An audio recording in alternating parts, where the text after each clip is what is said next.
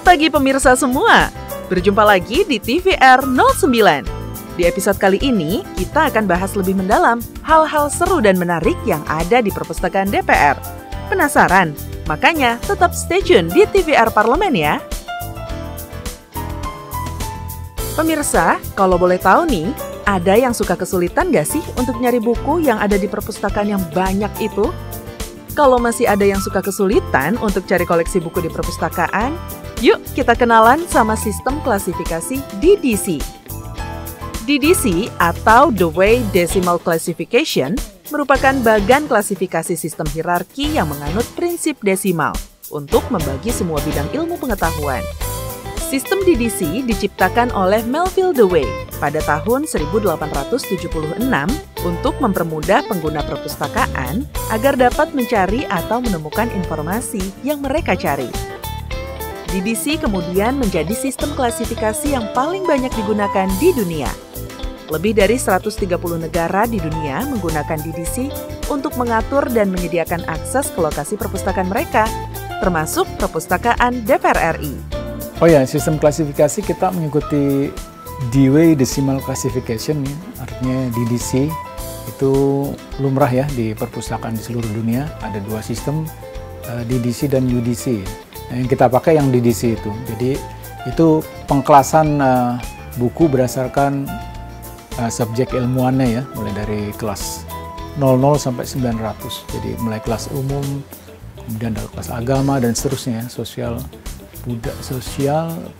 ilmu pengetahuan alam ya, artinya eksakta dan seterusnya, sejarah itu nggak ada di sini.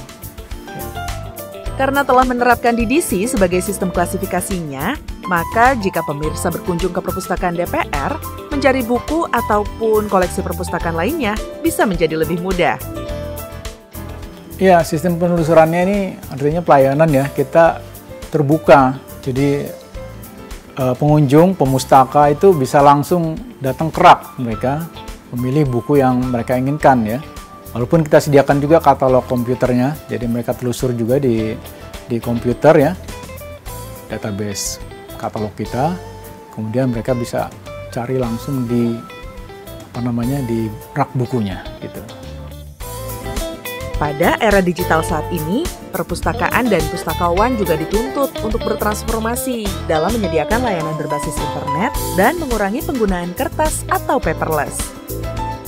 Ya, mengikuti era digital, kita juga menyediakan koleksi-koleksi buku, majalah yang sudah dalam bentuk digital ya.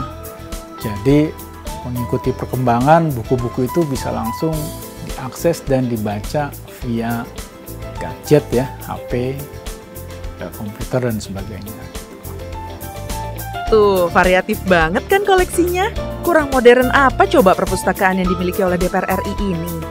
Sekarang kita cari tahu yuk, produk apa aja sih yang dimiliki perpustakaan DPR selain koleksi buku dan produk cetak lainnya?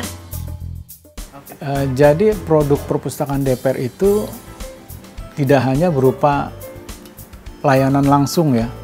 Kita juga memproduksi misalnya berupa buletin, kemudian e-paper ya, dalam bentuk guntingan e-paper berdasarkan subjek. Per hari itu kita kumpulkan ya. Subjeknya itu mengikuti komisi-komisi yang ada di sini. Jadi mulai dari komisi 1 misalnya luar negeri, itu kita tiap hari kita kumpulkan berita dari e-paper tentang luar negeri, sampai dengan komisi 11 anggaran itu kita kumpulkan berita-beritanya.